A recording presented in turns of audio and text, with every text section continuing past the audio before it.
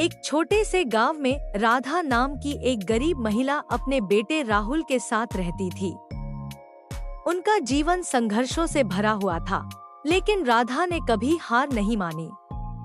उसका सपना था कि उसका बेटा पढ़ लिख कर एक सफल इंसान बने और गरीबी से मुक्त हो जाए।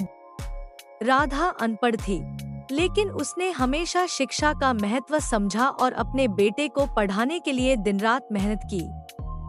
गांव में कोई अच्छी नौकरी नहीं थी, इसलिए वह दूसरों के घरों में काम करती थी।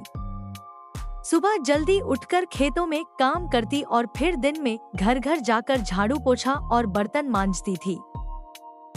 उसकी मेहनत और समर्पण की वजह से वह राहुल की पढ़ाई का खर्च उठा पा रही थी। राहुल समझदार और होशियार बच्चा था। वह जानता था कि उसकी माँ कितनी मेहनत कर रही है ताकि वह पढ़ सके, इसलिए वह अपनी पढ़ाई में कोई कोताही नहीं बरतता था। स्कूल में हमेशा अव्वल आता और उसके शिक्षक भी उसकी लगन और मेहनत की तारीफ करते थे। लेकिन एक दिन गांव के कुछ बच्चों ने राहुल का मजाक उड़ाया। उन्होंने कहा, तुम्हारी माँ तो नौकरानी है और तुम भी हमेशा गरीब ही रहोगे।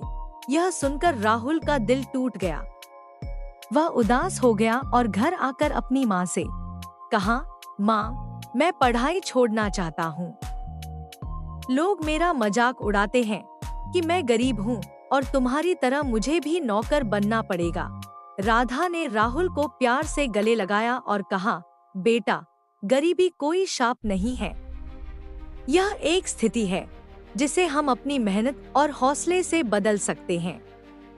मैं नौकरानी इसलिए हूँ ताकि तुम पढ़ सको और अपनी किस्मत खुद लिख सको। तुम्हारा भविष्य तुम्हारे हाथ में है। अगर तुम हार मान लोगे तो यह गरीबी हमेशा हमारे साथ रहेगी।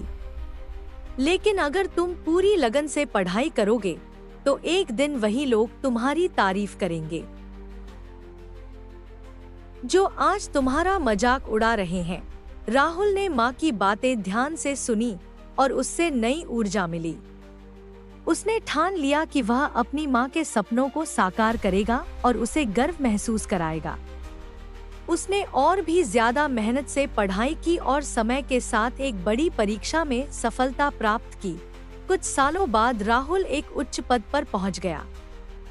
अब वह एक सम्मानित अधिकारी था और उसकी माँ के संघर्ष की कहानी पूरे गांव में प्रेरणा बन गई थी।